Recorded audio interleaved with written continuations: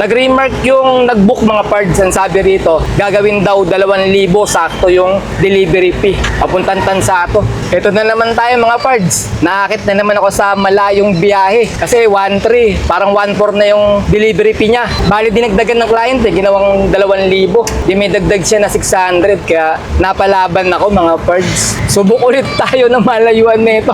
Ayun mga pards. Binigyan tayo ng tip ni sir. 2,000 usapan namin. Ginawang 2,500. Baba natin mga pards tong tela. Bale, ano na kasi, mag-alas 7 na kaya wala na silang tao magbubuhat dito. Bayaran na lang tayo ni sir ng 300 sa buhat. So mga pards, binayad sa atin ni sir, 1,000 tsaka 1,000 na Gcash. Bale, 2,000. Ang booking natin ay 1,253. Tapos yung expressway kanina, nasa 150. Bale, 1,400. Pamasahe nyo sir. 2,000 binigay, kaya may tip tayo na 600. Ayun sir. Sige sir, salamat sir ah. Hindi, bayad kay tatay yung 300. Kasi nagbuhat eh. Kasi meron si tatay buhat 300. Kaya may tip natin. San Tambak ngayon mga pards, yung booking nila alam mo. Yan o, nakita nyo, di ba? Dami unlimited. Mega pards tayo na dumating oh. Shout out mga pards. Ano pangalan nyo? Ryan. Si Ryan tsaka si Gab. So, sabay natin mga pards oh. Saan punta mo? Tansa ako? Tansa. Ay, ka to eh. Tanae. Anay? Tatay tayo, punta. Shout out pala sa asawa ko dyan, sa Bulacan. Dito na sa parts.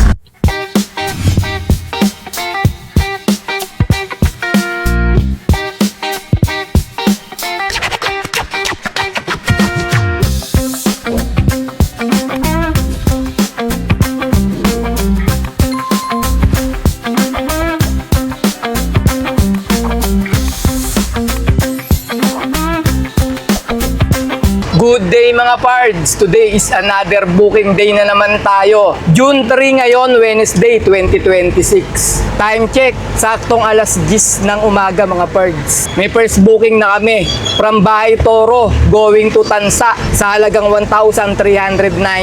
Ang layo ng pickup location ay 8 km. 1,000 kg to. Papunta na kami sa may pickup location. Nag-remark yung nag-book mga pards. Ang sabi rito, gagawin daw 2,000 sakto yung delivery fee. Papuntang Tansato. Guesting natin, kaya nilabanan na namin mga pards. Ang hirap kumuha ng booking ngayon dito eh. Parang natumal mga pards. Ang daming booking. Pero puro malalayo mga pickup. 14 km, 15, 10 km, ganun. Wala sa lugar namin eh. Ewan ko ba kung bakit ganun eh. Kita mo nga ito nakuha ko, 8 km mahigit mga pards. Pwede na rin, pagtsatsagaan na muna namin to kasi matumal ngayon eh. San Tambak ngayon mga pards, yung booking nila alam mo. Pero sa lugar namin, halos walang lumalabas mga pards. Yan o, nakita nyo, di ba? Dami unlimited. Siguro mga pards, kaunti na lang yung mga bumibiyahe kay Lalamove ngayon ng 1,000 kg. Marami nang tumigil o minto sa pag-deliver mga pards kay Lalamove. Paano ba naman? Ikaw di ba mamumuhunan ka ng cash na L300? Sabihin na natin 850. O tapos maglo-loan ka. E di pag loan, madodoble yun mga pards. Sabihin mo na lang na 1.5 million. Ganun yung magiging babayaran mo sa hulugan. Tapos yung pamasahe ni Lalamove, ganito lang kababa. Di ba? Tapos yung diesel, doble yung presyo. Kaya palagay ko maraming huminto eh sa pagbibiyahe kay Lalamove. Lalo na yung mga nag-loan. Pasintaboy sa mga nag-loan mga pards ah. Siguro yung natira na lang dito, yung may mga sariling sasakyan, yung mga ganyan. Yung mga sariling sasakyan nila, tapos binibiyahe kay Lalamove, kagaya namin, di ba? Sa tiyatsaga. Di ba? Yung mga loan, mahirap talaga mga pards eh. Paano mo mabubuhay yung ano mo yan? Kahit sarili mo, baka hindi mo mabuhay eh. Puro sa sasakyan lang mapupunta yun mga pards. Di ba? 5 years mong hulugan. Oh, pagkatapos mong hulugan yan, 5 years, may problema na yan. May problema ka na. Pasintabi ha, sa mga nag-loan ha. Hindi ko kayo gustong mano, pero yun ang totoo nangyayari ngayon dito. Kaya napakaraming booking, napipending dito ngayon. Konti na yung bumibiyahe kay Lalamove ngayon. Yun ang hindi naiisip ni Lalamove eh, no? Na mauubos yung driver niya sa 1,000 kg. Gawa ng ang laki ng puhunan ng mga may-ari ng sasakyan or mga gustong maglalamove 1,000 kg. Pero marami pa rin naman sumusubok. Kagaya namin, di ba? Sumusubok kami na sumusubok kasi nga, sarili naman namin sakyan namin. Kaya, pero mahirap ha, sa totoo lang.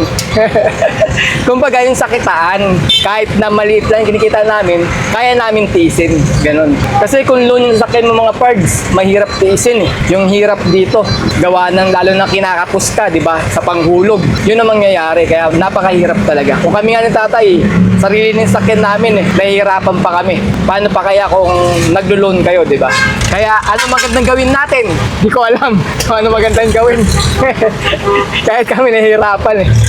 Sumuko kasi tatay kahapon eh, di ba nag-bot kami nung ano, ang bigat.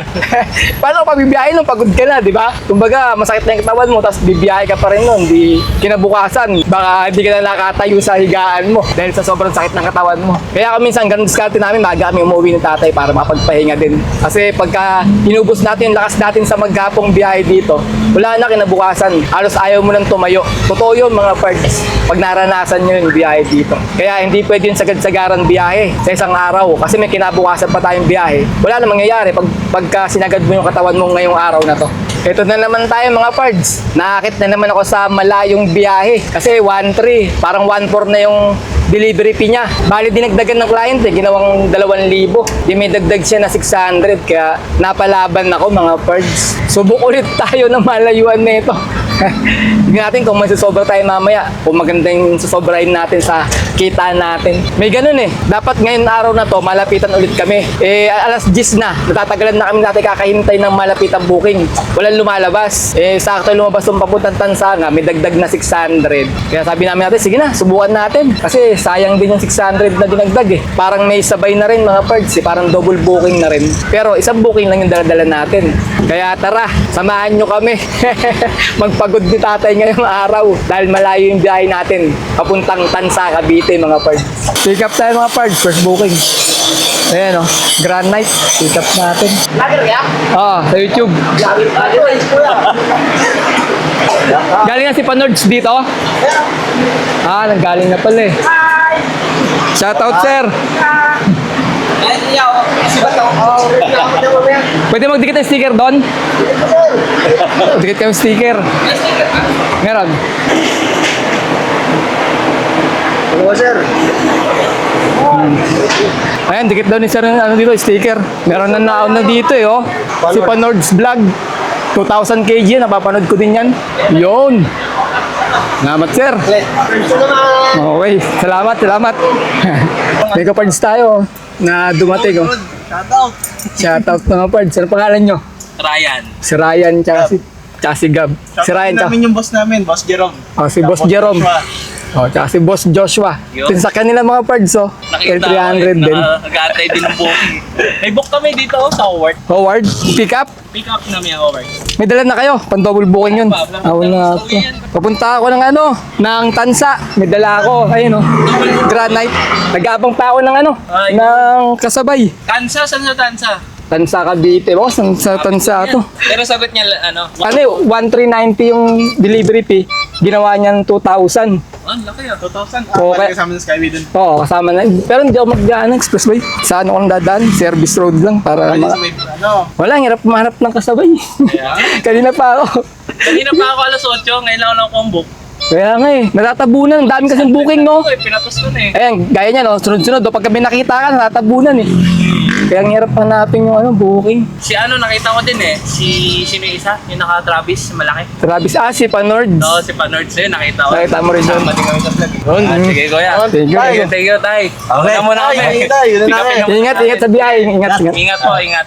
Hirap kumuha ng pansabay mga pards. Buti may nakuha na kami. Ito, from Damar going to Imus sa halagang 633. 11:47 yung time check natin. Ang layo ng pickup location ay 5.3 kilometer. 300 kg lang to. Papunta na kami sa may pickup location.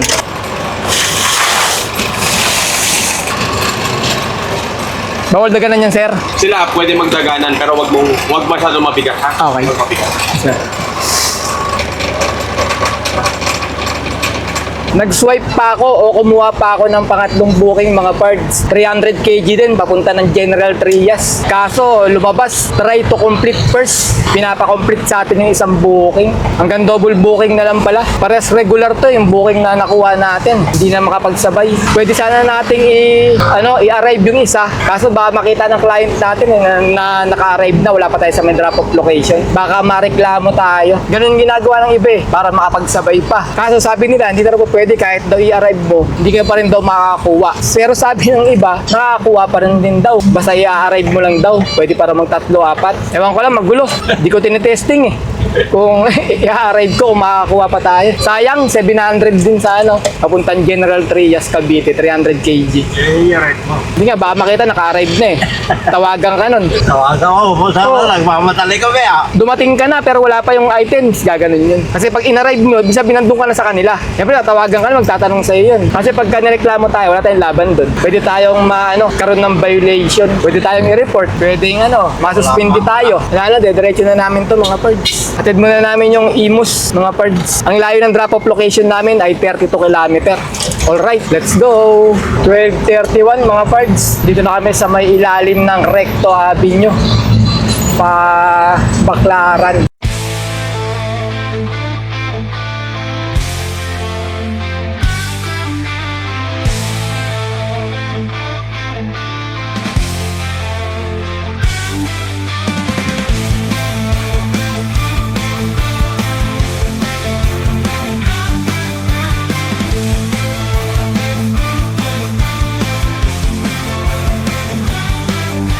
(12:45) ng tanghali mga pards. Nandito na kami sa may tapat ng Luneta, Rojas Boulevard. Bale 23 km pa yung drop-off location natin. Malayo-layo pa tayo. 1:49 PM mga pards. Nasa may drop-off na tayo ng unang booking natin. Baba natin. Ito yung lagay na apo.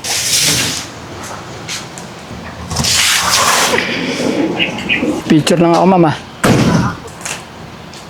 Okay mga pards, papunta naman kami ngayon sa may sunod na drop-off location namin. Pangalawang booking. Ang layo na lang ng drop-off location ay 17 km. Alright, let's go! Sabay natin mga pards. Saan punta mo?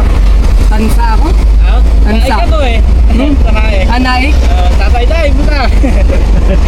Shout out pala sa asawa ko dyan, sa Bulacan. Nandito na sa Pards, idol. Lagi ko nanonood ng idol vlog. Ano pangalan mo pards? John Lee po Kete. Shoutout, salamat! Sige, salamat. 6 kilometer na lang yung drop-off natin mga pards. Pupunta kami ng Tansa, Cavite. Mula ron sa may Manila hanggang dito, wala pa rin kami nahanap na ulam. 2:16 na ng hapon, maghahapon na. Kami na nangalian ni tatay. Kanin lang yung baon namin, wala kaming ulam. 2:40 ng hapon mga pards. Nasa may drop-off na kami sa may Tansa. Itong di-deliver natin na tiles. Ito, granite pala, granite. Tinatanggalan ni tatay yung tali, tinalian niya para hindi bumagsak Binababa lang mga pards yung granite. Kasi ang bigat. Yan. Yan yung items mga pards. Picturean natin. Yes, sir. Salamat, sir. Thank you po. Ayun mga pards. Binigyan tayo ng tip ni sir. 2,000 usapan namin. Ginawang 2,500. Alright, mga pards. Ay, yung binigay. Abot mo. Wala na yan. Bayad na yan. Ito mga pards, binayad sa atin. 3,000. Sinukulihan ko ng 500. Bale, 2,500 yung binayad sa atin ni sir. Pero sabi niya rito, ni-remark niya kanina, gagawin niyan 2,000. Kasi 1,390. Yung, delivery fee. Ginawang 2,500 mga pards. Kaya, bale, may tip tayo na sabihin na natin 1,000 na lang yung tip natin dito sa booking na to. Kasi, dapat 1,400. Sabihin natin 1,400 yung delivery fee. Sabi niya 2,000. Di may 600 dapat kami doon. 610 na tip namin. Nagdagdag pa ng 500. Nagano kami, Cavitex kami mga parts diretso. Nasa 110 or 120 yata ang Cavitex. Hanggang Kawit, Cavite na yun. Kaya ilis natin yun. Kasi 110 yung tip namin. Gawin natin 1,000 na lang. Kaya may tip kami na 1,000 sa booking na to. Alright na, di ba? Pwede na rin, mga parts. Ngayon, problema namin, hahanap kami ng ulam. Kasi 252 na lang hapon mga parts. Wala pa rin kami nakuha Meron na. ulam. Ay, meron na pala. Kaya pala, nakabili pala kami doon. Hanap lang kami ng pupwestuhan pala para makakain ng tanghalian mga pards. Wala, makakalimutin na. Buting ka na. Kalimutan ko ah. Okay mga pards, tanghalian tayo. Pero alas 3 na bago kami mapagtanghalian. Ito yung ulam namin, no? Okoy, togi. Togi na may tokwa. Buti na lang mga pards, kumain kami ng kanin sa bahay ni tatay. Nakapag-almusal kami ng kanin, kaya umabot kami ng alas 3. Hindi pa kami nagugutom. Sakto lang yung kain natin. Kasi alas 12, busog pa naman din kami. Nakaswerte tayo ng booking. Kahit pa paano dinagdagan. Alam mo na sir eh, galing pa kayo ng Novaliches sabi niya. Sabi ko nga sir ang layo pa ng pick up namin. Kaya masarap naman yung mga pards. Pag yung booking mo, tayo, tansa to tayo. Pwede na to, 1-2? Tayo. Oo, layo pa yun, no? Mura. Ha? Mura. Doon dala. Oo, tansa ang pick up. Sa tayo. Nakakuha kami ng booking mga pards. Tuwagan ko muna, sabi ko kumakain pa kami. 3:05 PM mga pards, may nakuha na kaming third booking. From Tansa, going to Taytay, sa halagang 1,253. Ang layo ng pickup location ay 5.6 kilometer. 1,000 kg to. Papunta na kami sa may pickup location. Pwede na to mga pards. Kaysa wala kami makuha ang pabalik ni tatay. Mahirap maghintay pa na maghintay ng booking ng iba.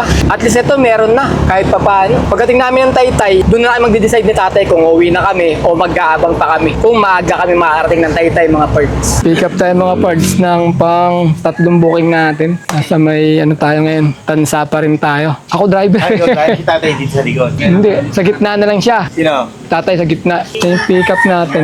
Tela mga pards. No sir, shout out. Bali 48 man din yan. No? Ayan ang mga pards, pick up natin. Tela. Picture.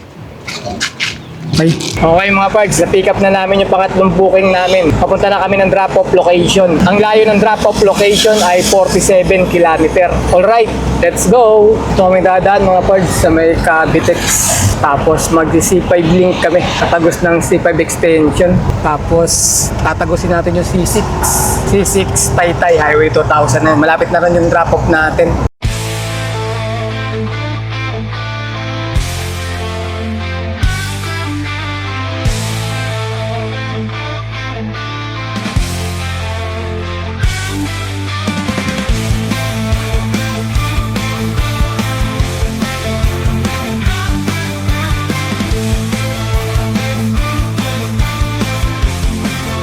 Nasa may bandang C6 na kami mga pards. Jumingle lang yung mga kasama natin. Ayan na yung C6 oh. Ano na? 5:37 PM na. 6:27 mga pards. Nasa may drop-off na kami. Bale, wala na akong mic na gamit. Nalobat na. Baba natin mga pards tong tela. Bale, ano na kasi, mag-alas 7 na kaya wala na silang tao magbubuhat dito. Bayaran na lang tayo ni sir ng 300 sa buhat. Sino tayo? Titimbang. Malulugay ko niya. Diretso mo na agad doon. Hindi, 2 beses lang gusto yung diretso eh. Hindi naman Wala nang titimbang. timbang yun ah. Libre. Magaan lang naman tayo. Wala, tuwag mo lang dito. Oh. Oo na, may maganda na nga. Tama din yung cellphone. May nakuha pa ako mga parts of mission no. Complete 5 orders, makakuha ka ng 200 pesos. Na-complete ko na mula kahapon pa to eh. Yung biyahe ko kahapon tsaka ngayon, nadagdag ko dito kaya complete na 5 of 5. Meron tayong 200 pesos binigay ni Lalamove. Nakaka 5,300 na ako dito sa mission na to mga parts. Ito mga parts binayad sa atin ni Sir 1,000 tsaka 1,000 na Gcash, bali 2,000. Ang booking natin ay 1,253. Tapos yung expressway kanina nasa 150. Bale 1,400 pamasahe nyo sir. 2,000 binigay kaya may tip tayo na 600. Ayun sir. Sige sir, salamat sir ah. Hindi, bayad kay tatay yung 300. Kasi nagbuhat eh. Kasi meron si tatay buhat eh, 300. Kaya may yung tip natin. Bali, pauwi na kami mga pards. Uwi na lang kami. Kasi napagod na rin kami. Pero pwede na yung kinita namin. Sa palagay ko. May mga lumalabas pa kayo. Sayang eh. Meron papunta Caloocan South. Meron papunta ng Malabon. Tapos may papunta Makati. Medyo malayo sa amin eh. Papauwi. Kaya di ko na lang kinuha. Pagod na kami ni tatay. Kaya Uwi na lang kami. Na-charge ko na yung ano ko mga parts, yung mic ko. Bali, mag-income reveal na tayo ngayon din para malaman nyo na kaagad kung magkano kinita namin ni tatay ngayon. Bali, nakatatlong booking kami sa maghapon at ang kinita namin ay 2,747.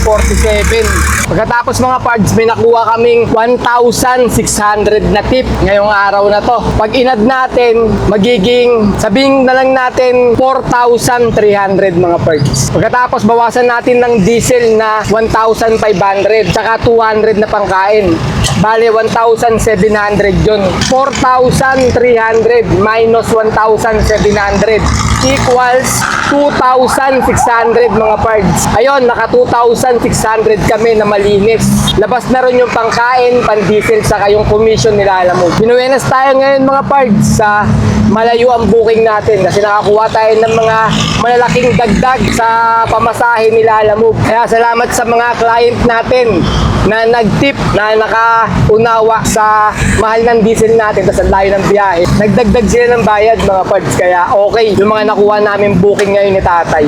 Pwede na rin, pauwi na kami. May mga booking pa sana sa Taytay. Kaso talagang tinamad na ako mga parts kuhanin. May papunta nga ng Malabon, may papunta ng Caloocan South, may papuntang Makati. Ayoko na lumayo eh.